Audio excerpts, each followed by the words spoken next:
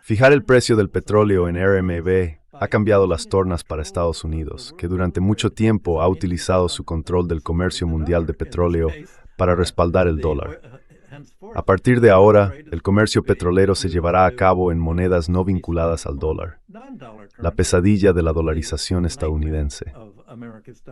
Así que al votar esencialmente a favor de la guerra y apoyar a Israel como la legión extranjera de Estados Unidos, junto con el ISIS y Al-Qaeda como su segunda legión extranjera en Oriente Medio, se tiene una especie de esquema de autofinanciación y autopromoción para que los miembros del Congreso se enriquezcan, incluidos, sin duda, todos esos iniciados que se forraron el pasado fin de semana con la farsa de Trump de la que acabamos de hablar.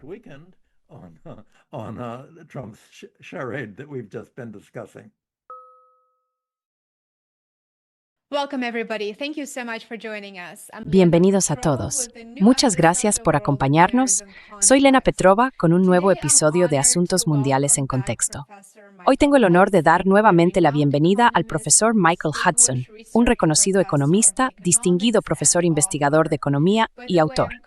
Por cierto, actualmente estoy leyendo uno de los libros de Michael titulado Superimperialismo, la estrategia económica del imperio estadounidense.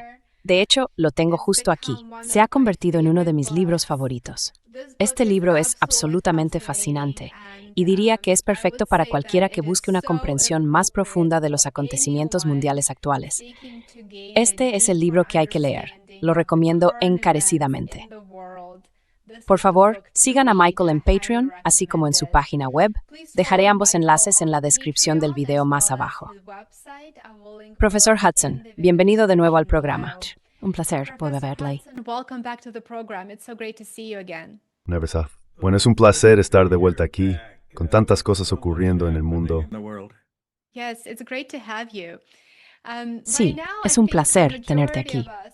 A estas alturas, creo que la mayoría de nosotros estaríamos de acuerdo en que Irán ha utilizado de manera magistral el Estrecho de Hormuz como herramienta de presión frente a la agresión de Estados Unidos e Israel. En los últimos días, se ha informado de que Irán cobra $2 millones por el paso seguro de buques que no estén vinculados a Estados Unidos o Israel. También hay informes sobre negociaciones entre Irán y varios otros estados para liquidar las ventas de crudo iraní en renminbi chino. Me pareció un giro de los acontecimientos fascinante. ¿Puede el dólar estadounidense sobrevivir a la guerra con Irán y seguir siendo la moneda de reserva mundial? ¿Cuál es tu interpretación de que Irán esté respondiendo no solo militarmente, sino también económicamente, y que lo haga con tanta fuerza?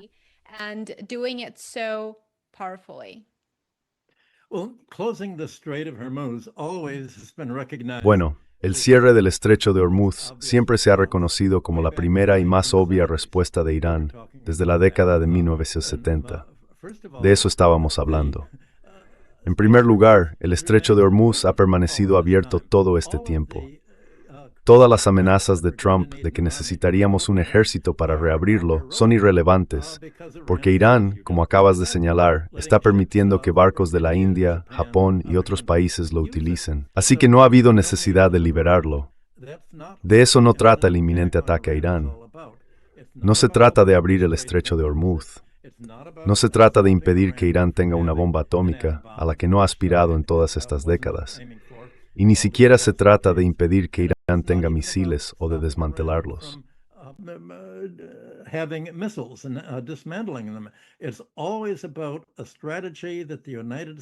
Siempre se trata de una estrategia que Estados Unidos ha estado planificando y que anunció formalmente en 2003, cuando el general Wesley Clark dijo que América iba a ocupar 5 países en 7 años, terminando con Irán. Todo el objetivo de que Estados Unidos utilice Oriente Medio para controlar la principal fuente de exportaciones de petróleo se centra en eliminar a Irán del panorama, o al menos eliminar el liderazgo nacionalista iraní que derrocó al Shah.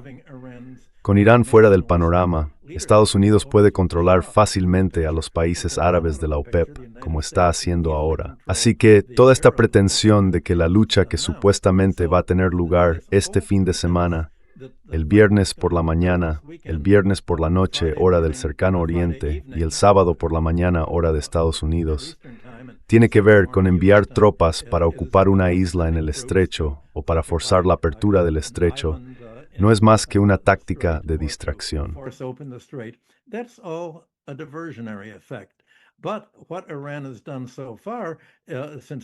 Pero lo que Irán ha hecho hasta ahora, ya que lo mencionas, es poner en marcha una estrategia muy sencilla.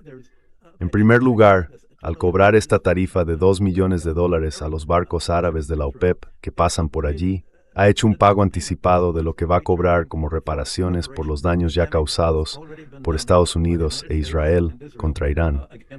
Simplemente utilizará estos cargos para reconstruir el país. Así que, en primer lugar, esto ha sentado las bases de cómo Irán va a imponer las reparaciones. En segundo lugar, esto impide que Trump amenace con el uso de las porque si los barcos entran y salen por el estrecho, no está cerrado. Solo está cerrado para los enemigos de Irán.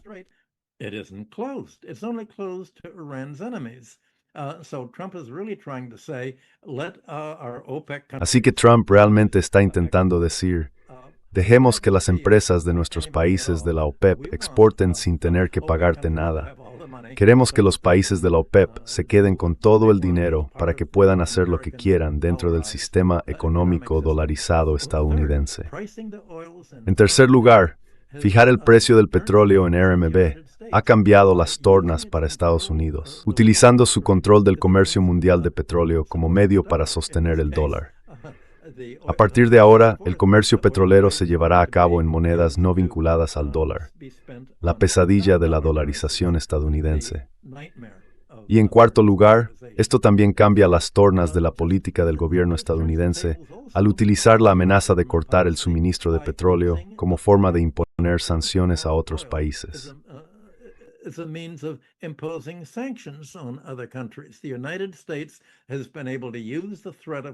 Estados Unidos ha podido utilizar la amenaza de cerrar el petróleo de la OPEP, diciendo que puede cortar el flujo de energía a los países que no acepten seguir las políticas bajo el liderazgo estadounidense.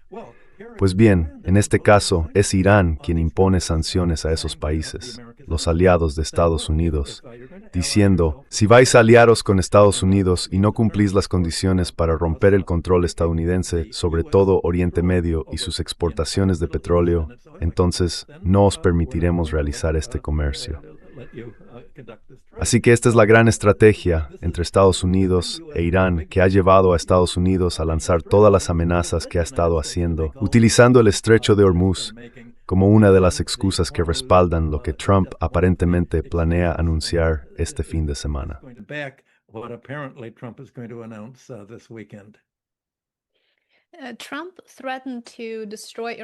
Trump amenazó con destruir la infraestructura energética de Irán hace varios días y le dio a Irán 48 horas. Luego, el lunes por la mañana, retrasó el ataque 5 días. Más temprano hoy, Trump también dijo que hay avances en las conversaciones con Irán. Creo que prácticamente llegó a decir, ya ganamos la guerra. Por supuesto, Irán sigue negando que se estén llevando a cabo tales conversaciones o que exista algún tipo de negociación entre Estados Unidos, Israel e Irán. Pero lo interesante es que, mientras tanto, como en el trasfondo de todos estos acontecimientos que creo que están destinados a distraer y confundir a la gente, la pausa de 5 días de Trump en la guerra es exactamente el tiempo que tardan en llegar miles de marines estadounidenses a la región. Entonces, Trump simplemente intenta ganar tiempo, mantener a raya los precios del petróleo y manipular el mercado bursátil, ¿o en realidad está preparando el escenario para otra escalada más? Como dijiste, esperas una este fin de semana.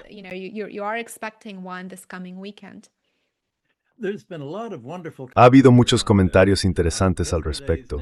Ayer, Naked Capitalism publicó un artículo en su sección Coffee Break titulado La táctica de Trump diseñada para manipular los mercados. Matt Stoller explicó cómo funcionaba toda esta farsa.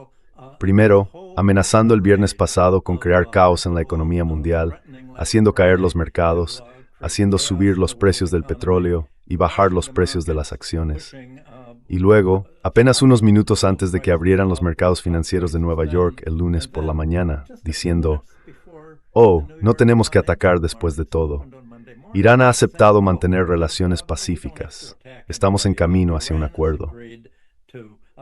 No creo que haya ningún motivo para que los mercados se alteren.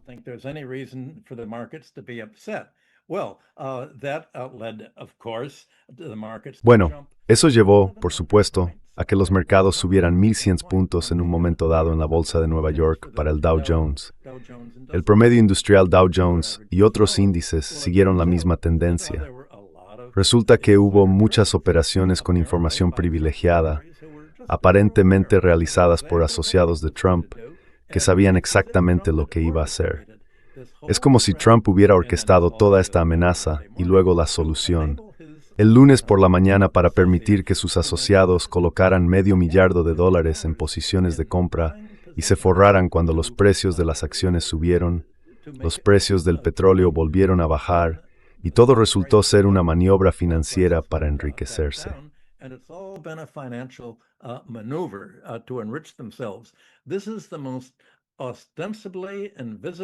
Este es el régimen más ostensiblemente, invisiblemente e incluso orgullosamente corrupto de la historia de Estados Unidos, al menos a nivel nacional. Supongo que el régimen de Tammany Hall en Nueva York fue un ejemplo. Pero ahora tenemos a Tammany Hall a lo grande, por así decirlo. Así que creo que este fin de semana que viene es una especie de preparación del terreno para decir, bueno, quizá Trump vaya a intentar otra manipulación del mercado. Va a atacar a Irán y, de repente, el lunes por la mañana, quizá dé marcha atrás y diga, bueno, ya sabes, lo hemos arreglado todo. Irán dijo que no le hiciéramos más daño, que iban a llegar a un acuerdo y todo estará bien.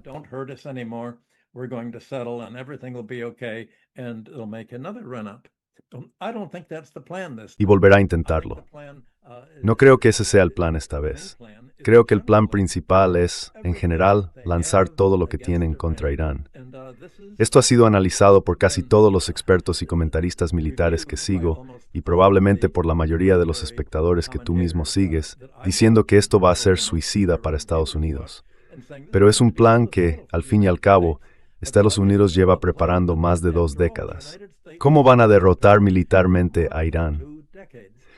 Pues bien, obviamente lo han perfeccionado una y otra vez desde 2003 para tener en cuenta todos los cambios en la tecnología militar y en el fortalecimiento de Irán.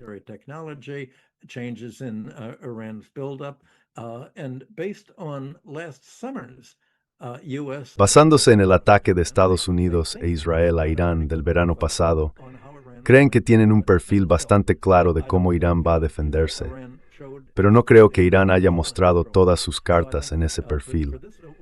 Así que pienso que este fin de semana Trump realmente no va a echarse atrás.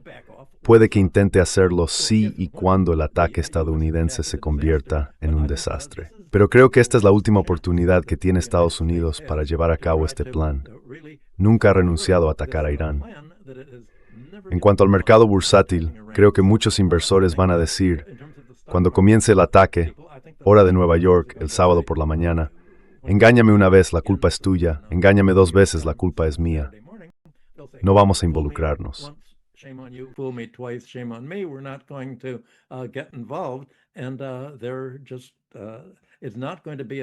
Y ellos simplemente no va a ser una operación bursátil, va a ser una operación militar real, todo esto. Así que habrá un motivo real para que los mercados se asusten después de este fin de semana. Si efectivamente Estados Unidos cumple con lo que dijo Trump, bueno, os damos 5 días. En otras palabras, dejemos que el mercado bursátil reaccione y veamos cuál es la respuesta de otros países. Y parece que otros países están diciendo, bueno, esta no es nuestra guerra. No quede mal margen.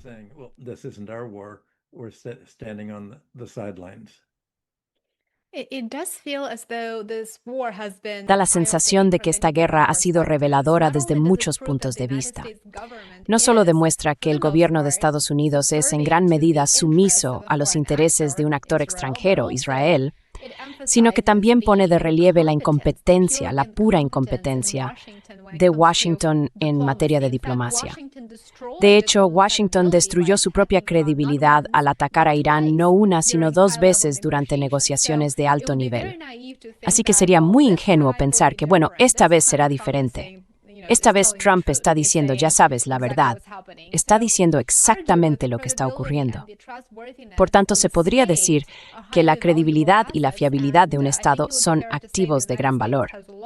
Y creo que sería justo afirmar que Estados Unidos ha demostrado ser, en efecto, la principal fuerza desestabilizadora del mundo. Muchos ven esta guerra como el acto inicial del colapso del imperio estadounidense. ¿Está de acuerdo con esa perspectiva, profesor Hudson?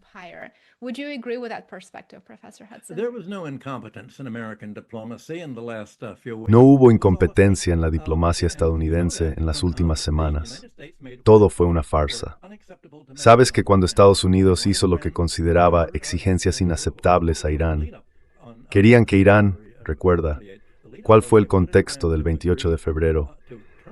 Aceptara entregar su uranio enriquecido para demostrar que no podía fabricar una bomba atómica, como si eso fuera todo lo que se estaba negociando, cuando no lo era. E Irán accedió a tantas otras exigencias de Estados Unidos que parecía que ya no habría motivo para la supuesta razón estadounidense para una guerra con Irán, porque si estaba entregando su uranio, permitiendo que se enviara a otro lugar y aceptando algún tipo de supervisión de sus misiles, bueno, eso era lo que decía Estados Unidos.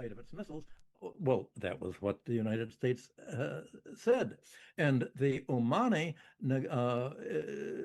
Y el árbitro omaní de estas conversaciones salió y dijo, ahora sí que hay una base real para la paz. Eso aterrorizó a Estados Unidos porque Irán dejó al descubierto el farol de América. Dijeron, de acuerdo, no vale la pena tener una guerra, y sabemos que podemos ganarla, pero también sabemos que al ganarla vamos a sufrir muchos daños por los ataques aéreos estadounidenses e israelíes contra nuestro petróleo, nuestra infraestructura y nuestra población. Estamos dispuestos a pagar un precio muy alto para evitar la guerra, así que aceptamos. Pues bien, esto puso tan nerviosos a los Estados Unidos que dijeron, tenemos que detener inmediatamente a Irán para que no pueda decir que no hay necesidad de un ataque. Estados Unidos ya estaba completamente decidido a que el objetivo de estas negociaciones no era más que una farsa, un ejercicio de relaciones públicas para justificar el ataque a Irán.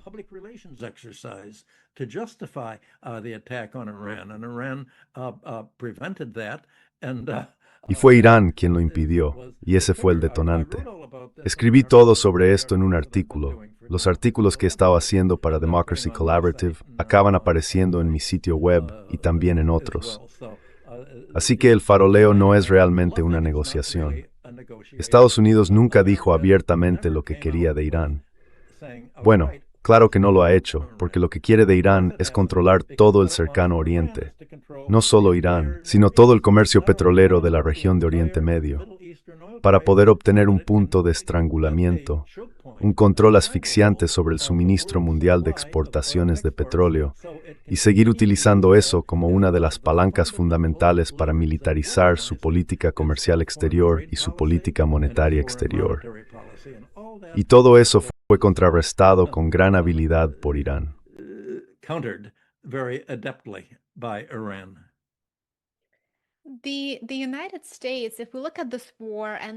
Si observamos esta guerra y luego lo que ha estado ocurriendo en los últimos años, sin duda durante los últimos 12 meses o más, creo que podemos ver que Estados Unidos está luchando contra cualquier país que busque alcanzar la autosuficiencia, en seguridad energética, en seguridad alimentaria y, por supuesto, en tecnología de la información. La inteligencia artificial es algo muy importante, se está utilizando en el ámbito militar y en muchos otros sectores. Entonces, estamos viendo efectivamente señales de un imperio en declive, esa especie de última etapa del imperio estadounidense, cuando necesita destruir a otros para mantenerse en el poder y sobrevivir.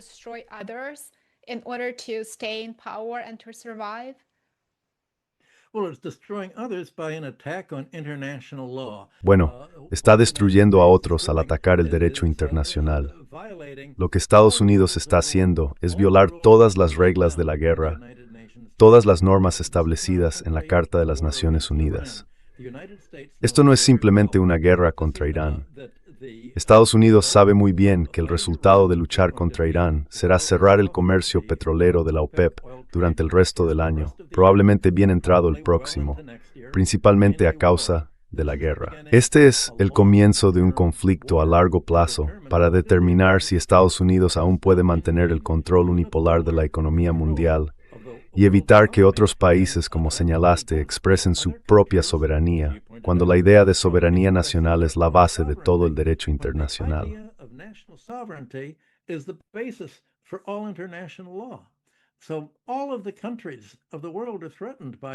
Así que todos los países del mundo están amenazados por esto.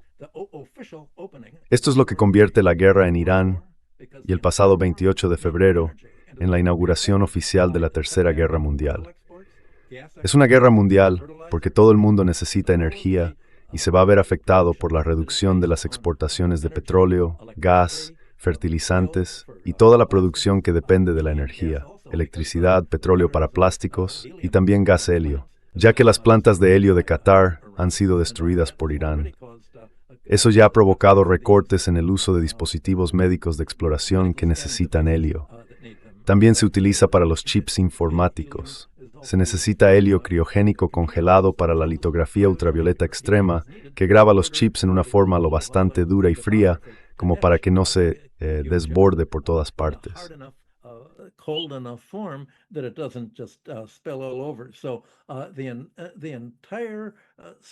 Así que toda la tensión de la economía mundial que se ha basado en la interdependencia con las exportaciones libres de petróleo está siendo ahora sumida en el caos. Y esto va a afectar al suministro de fertilizantes y, por tanto, a los rendimientos agrícolas. Eso probablemente afectará más a los países del sur global que a cualquier otro. Y no se trata solo de caos. Nunca hay solo caos al final de una revolución. Un país gana o gana otro.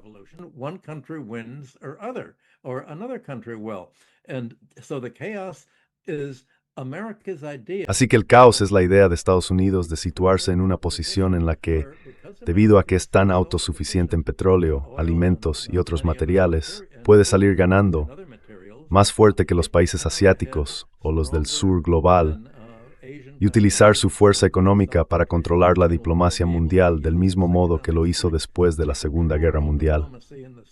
Así que esto está calculado. Es un ataque de Estados Unidos no solo contra todos los demás países, sino también contra los propios principios que se suponía debía defender la civilización. La idea de soberanía, de no librar guerras no declaradas, de que si se va a tener una guerra, no debe haber ataques contra civiles, especialmente contra hospitales e infraestructuras básicas. Todas las normas de la guerra y del derecho internacional han sido violadas por Estados Unidos. Es que la guerra está en testigos de una ton, su mío es una insectillo.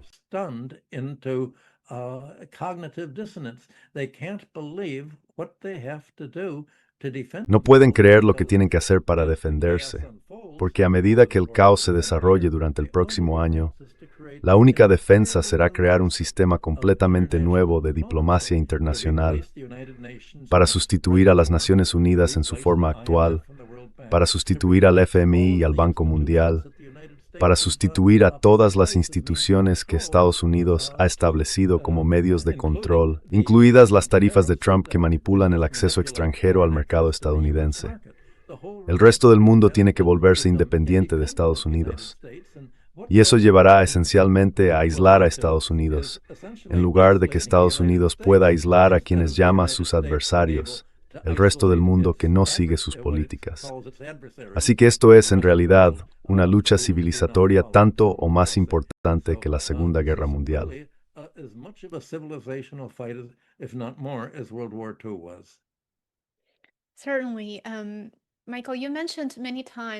Desde luego, Michael, has mencionado muchas veces que en el núcleo de la agresión estadounidense está el deseo de controlar la energía, tanto como una forma de ejercer poder como de controlar a otros estados y su acceso a ella. Los daños causados a la infraestructura del Consejo de Cooperación del Golfo son enormes, y lo mismo ocurre con la de Irán. Harían falta años para reconstruirla, para volver a los mismos niveles de producción que eran normales para ellos, en los que podían satisfacer la demanda. Lo interesante es que los medios de comunicación estadounidenses ahora admiten abiertamente estamos viendo señales tempranas de estanflación. Entonces, ¿estamos ante una estanflación o ante algo mucho peor, como una depresión global, por ejemplo? Are we looking at something much worse, such as a global depression, for example? Yeah, it's a depression. Depressions are not inflationary. Sí, As such, they're es una deflationary. depresión. So the whole idea Las depresiones no son is that the whole inflacionarias, son price is going to go up. deflacionarias. That's going to increase Así our que prices. toda la idea, toda la That will pretensión de que, reduce the los ability precios del of petróleo van a financial subir bond y eso va a holders aumentar el to nivel de hand precios, over commodities. reduciendo la capacidad de las That's all, reclamaciones financieras y las tenencias de reality. bonos para That's all controlar las the materias free market primas. libertarian Todo eso es ideology. ideología. The Es toda esa ideología prices, libertaria de libre gas mercado. prices, and Los heating precios del prices, petróleo, and el fertilizer gas, el prices helio y will los go up. fertilizantes That's going subirán, to cause whole pero eso va a industries hacer que to industrias down. enteras And cierren, that y eso will dejará sin make trabajo a these los industries trabajadores de esos out of sectores. business. There's Una depresión es lo contrario de una situación inflacionaria. Los mercados bursátiles no tienen ni idea de cómo el dinero y los precios se mueven realmente a través de la economía. how money and prices are affected through the economy, and there's no analysis of how the balance of Y no hay ningún análisis de cómo todo esto afecta a la balanza de pagos. Así que el mercado bursátil, en lugar de tener una visión realista sobre cómo afrontar lo que va a suceder, simplemente piensa, bueno, la tendencia es mi amiga. Si la gente está comprando acciones, entonces súbete al carro, intenta aprovechar la subida y sal a tiempo. Y si los mercados están bajando, entonces vende todo, vende en corto e intenta comprar en el punto más bajo. Ese es el alcance de su visión de túnel cuando se trata de entender lo que realmente va a pasar. El mercado bursátil no es más que una parte estrecha de la economía, sin comprender el contexto completo de cómo interactúan los precios, la riqueza, los valores de los activos, los niveles salariales y el poder adquisitivo. And asset values and wage levels and purchasing power evolve.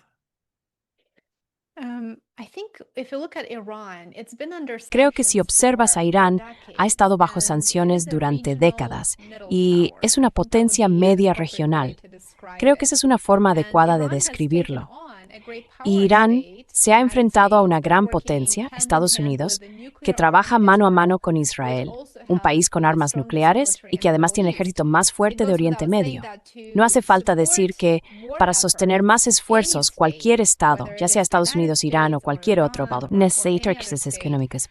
it needs economic resources. And it's absolutely remarkable that after being Y es subject absolutamente to notable Western que sanctions después for de haber nearly 4 estado sometido a decades, sanciones Iran has occidentales proven durante itself casi to be 4 such a décadas, strong Irán haya adversary. demostrado ser un It's in the adversario driver's tan seat fuerte. right now, as you pointed Ahora out. It mismo has the está al leverage mando, that it needs, como and señalaste. arguably Tiene it's la influencia que established at necesita least y partial posiblemente ha deterrence, establecido al menos una because disuasión Trump parcial, was ya que forced to Trump se vio call his obligado a retirar su 48 ultimátum de 48 48 horas. ultimatum. Entonces, ¿qué revela la guerra de Irán sobre la capacidad de Estados Unidos para competir militar o económicamente, no solo con potencias medias como Irán, sino también con grandes potencias como China y Rusia? Well, we're going to find out this weekend. Bueno, lo vamos a averiguar este fin de semana. Debe de haber algún plan sobre lo que van a hacer con esos acorazados, los portaaviones y todas las tropas que están allí. Sabemos que Estados Unidos puede enviar bombas, pero no estoy seguro de que pueda enviar bombarderos porque Irán tiene defensas contra muchos de ellos. Mencionaste al ejército israelí. Israel no va a involucrarse en esta guerra. Está dispuesto a luchar hasta el último estadounidense en esta guerra, pero no creo que el ejército israelí vaya a participar directamente. El ejército israelí está ocupado recortando el Líbano para que los israelíes tengan un lugar a donde ir después de que Israel quede completamente bombardeado.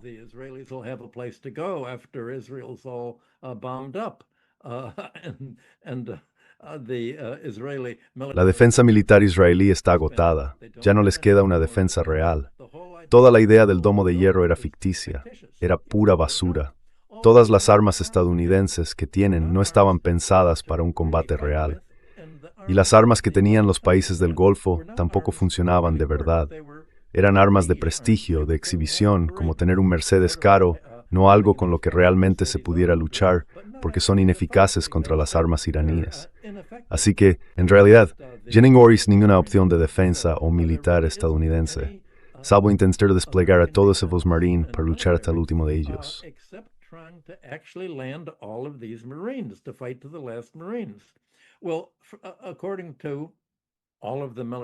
Bueno, según todos los comentaristas militares que he estado leyendo en casi todos los sitios, todos dicen que esos marines, ya sea que estén desembarcando en el estrecho de Hormuz y el Golfo Pérsico, en la costa sur de Irán, en Baluchistán, o avanzando desde Azerbaiyán o los territorios kurdos, estén donde estén, van a ser aniquilados. Y los generales deben de ser conscientes de ello, porque no creo que tengan ni idea de hasta qué punto los iraníes han conseguido defenderse. No lo sé, nadie lo sabe, porque es secreto. Eso es lo que han dicho. Así que lo vamos a averiguar.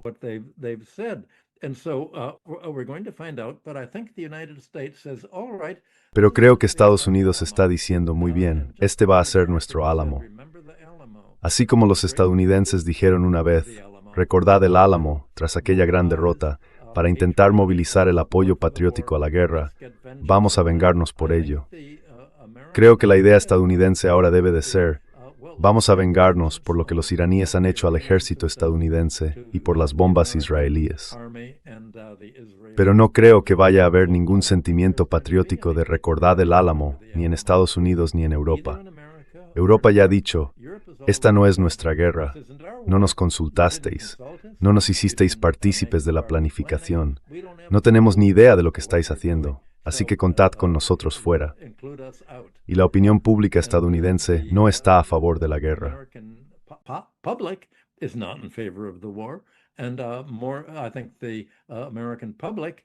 Y además, creo que el público estadounidense, cuando vea el caos y los gastos que se avecinan, incluido el golpe a sus propios bolsillos, no solo por la gasolina, sino también por los productos agrícolas y todos los bienes que dependen del petróleo, el gas y otras exportaciones de la OPEP, dirá, bueno, esta fue la guerra de Trump, esta fue la guerra de los neoconservadores. Algunos dirán que es la guerra de Israel, aunque en realidad es tanto la guerra de Estados Unidos como la de Israel, y no van a mostrar apoyo. Y eso no augura nada bueno para la suerte de Trump, ni de los republicanos, ni de los demócratas, que son igual de belicistas, igual de favorables a esto que los republicanos, como se puede ver en la negativa del Congreso a hacer absolutamente nada para intentar detenerlo.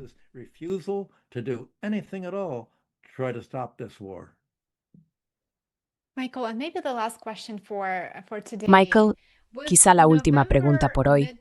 Con las elecciones legislativas de noviembre acercándose, me imagino que los republicanos deberían estar en modo de pánico.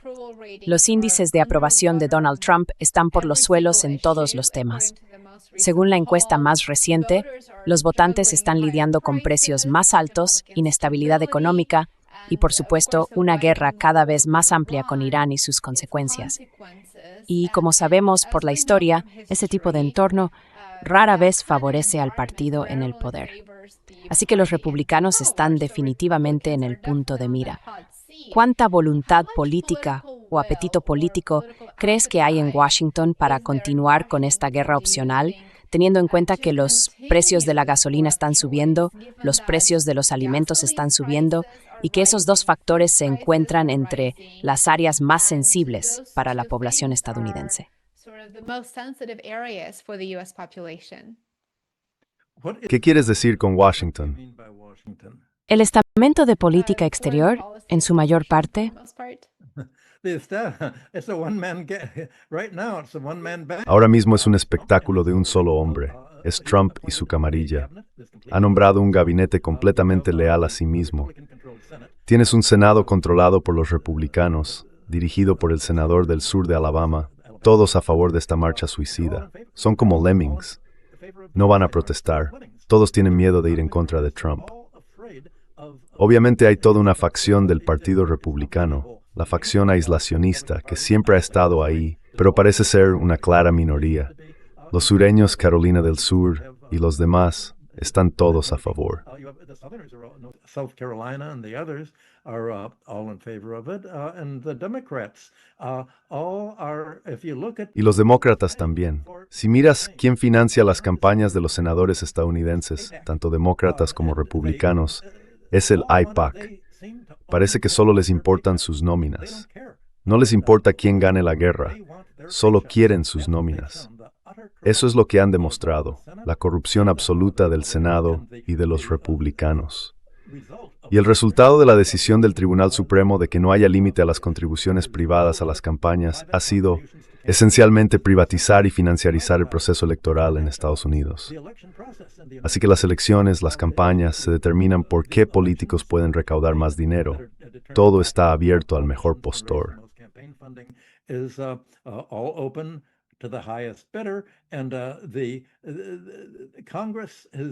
El Congreso ha establecido un flujo circular entre Estados Unidos e Israel. Estados Unidos entrega enormes sumas de dinero a Israel, que luego desvía un porcentaje de ese dinero a través de sus propios grupos de presión para recompensar a los senadores y representantes que votaron a su favor. Así, al votar esencialmente a favor de la guerra y apoyar a Israel como la legión extranjera de Estados Unidos, junto con el ISIS y Al-Qaeda como su segunda legión extranjera en Oriente Medio, se crea un sistema de autofinanciación y autopromoción que permite a los miembros del Congreso enriquecerse, incluidos, sin duda, todos esos iniciados que se beneficiaron enormemente el pasado fin de semana con la farsa de Trump de la que acabamos de hablar.